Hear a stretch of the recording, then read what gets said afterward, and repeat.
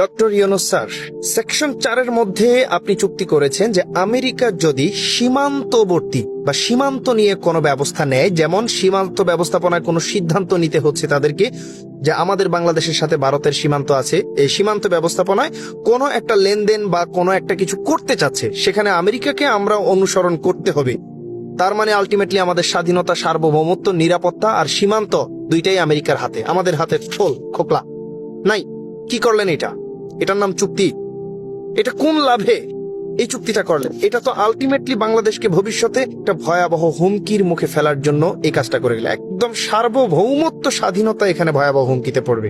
5 নম্বরে যে চুক্তিটা করলেন, এইটা হচ্ছে মানে বাংলাদেশের কৃষক, সাধারণ জনতা যারা আছে তাদেরকে পথে বসানোর চুক্তি। আপনি চুক্তি করলেন যে আমেরিকার পণ্যের দাম কমে যায় বা পণ্যের বিক্রয় কমে যায় বা পণ্য চলা বন্ধ হয়ে যায়, এমন কোন পণ্য দেশের মধ্যে আমদানি বা রপ্তানি করা যাবে না। চুক্তি করলেন কোন তৃতীয় দেশ এসে, চায়না বা অন্য কোন দেশ এসে, ভারত এসে এগুলো বিক্রি করতে পারবে না। তার মানে ভারত থেকে, চায়না থেকে পেঁয়াজ আসলে আমরা পেঁয়াজ খাই, ধরেন উদাহরণ, পেঁয়াজ খাই ধরেন 30 টাকা কেজি, 50 টাকা কেজি।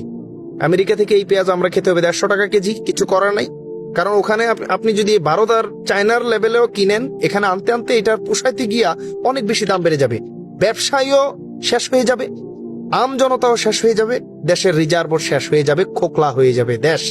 কি করলেন? এগুলোর নাম চুক্তি। আপনি শুল্ক কমিয়েছেন আমেরিকার কাছ থেকে 37% to 20%। Thank you very much. এবং আপনি নিজেও কিছু কিছু পণ্যের উপর আমেরিকার উপর ট্রেড রেখেছেন, কিন্তু এই যে শুল্ক রেখেছেন আমেরিকার উপর, এই পণ্য আমেরিকায় চালাতে পারবেন। আমেরিকা চুটকির সাথে বলবে যে এই পণ্য আমার দেশের মানসম্মত না, নেব না। আপনি কি করবেন?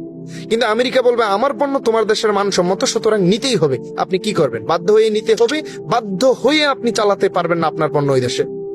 আলটিমেটলি সুযোগ করে দিলেন যে যাও, ইচ্ছা মতো বাংলাদেশের খাও, আমি আমার জীবনে সেরা একটা সুযোগ করে দিলাম, এবার বাংলাদেশিরে শেষ করে দাও। আপনি এটা কাজ করছেন, এত বড় একটা ক্ষতি আপনি করবেন জীবনে কল্পনা করি নাই, জীবনে কল্পনা করি নাই। ইয়া আল্লাহ, আস্তাগফিরুল্লাহ। বাংলাদেশের মানুষ প্লিজ কথা বলেন, আপনারাই কাঁদবেন। সময় থাকতে কথা বলেন প্লিজ। আসসালামু আলাইকুম।